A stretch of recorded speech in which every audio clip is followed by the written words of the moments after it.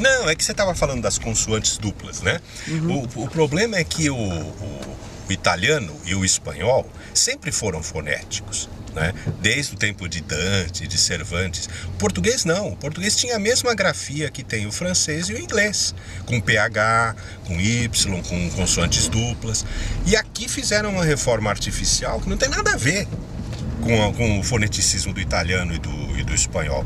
Foi uma coisa forçada, forçação de barra. E o que é pior, foi feito na época do Getúlio Vargas, quer dizer, uma coisa imposta, sabe? Aquele academicismo só para vender livro novo, para fazer dicionário novo, para dizer que a nossa ortografia agora é novíssima, sabe? Mas ela tem influência de alguma coisa ou ela é totalmente arbitrária? Assim? Arbitrária, totalmente arbitrária. Porque, por exemplo, no italiano, quando eles fizeram a reforma, por exemplo, homossexuale, né? Desapareceu o X e o H do começo.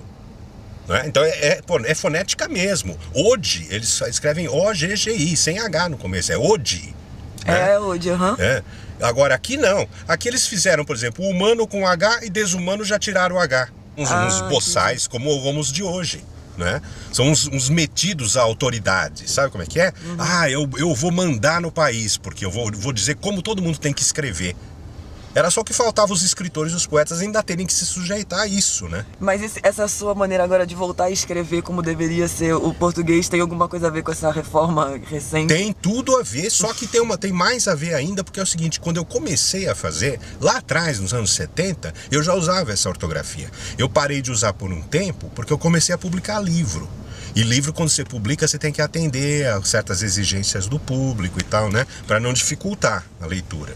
Então eu andei fazendo livro para umas editoras grandes, como a Brasiliense, e aí fiz uma concessão e adotei a ortografia oficial. Mas depois dessa última reforma, ela foi tão estúpida, tão sem nexo, que eu fui obrigado a voltar. Até o trema eles tiraram, né? Eu amo o trema. Mas o problema nem é o trema, o problema é você tira hífen de onde não tem e põe hífen onde tem.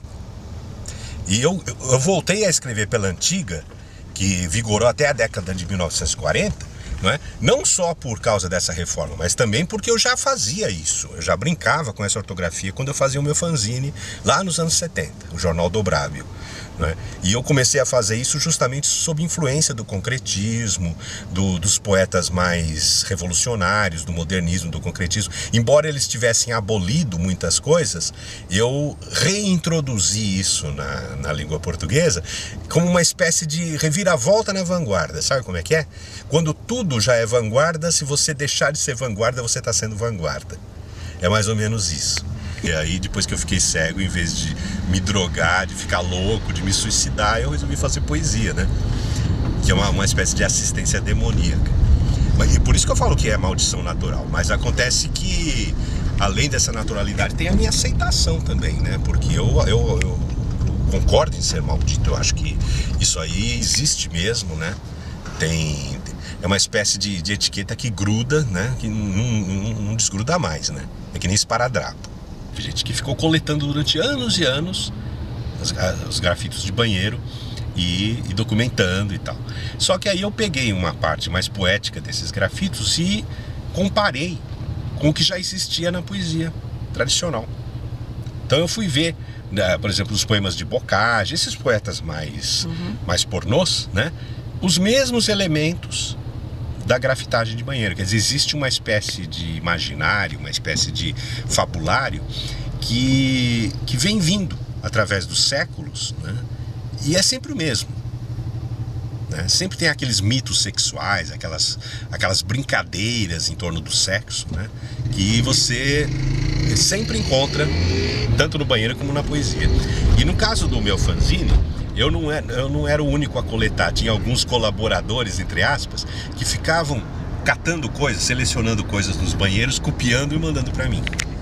Posso falar? Pode. Vamos ver se eu me lembro. Invaginemos, supunhetamos que de repentelho o mundo se acabasse. Que siririca de nós? Nádegas, que pênis, que injustiça. O anarquismo punk, entre eles mesmo, é muito oposto ao anarquismo hippie, né? Tanto os hippies quanto os punks foram contra o sistema. E você coloca como sistema tudo que é institucionalizado, principalmente através da imposição das potências, né, armamentistas e tal, econômicas. Só que os hippies, eles eram otimistas quanto ao futuro, né? Aquela coisa da era de Aquários e tudo. Já os punks não, os punks, o lema dos punks é no future, ou seja, é o caos total.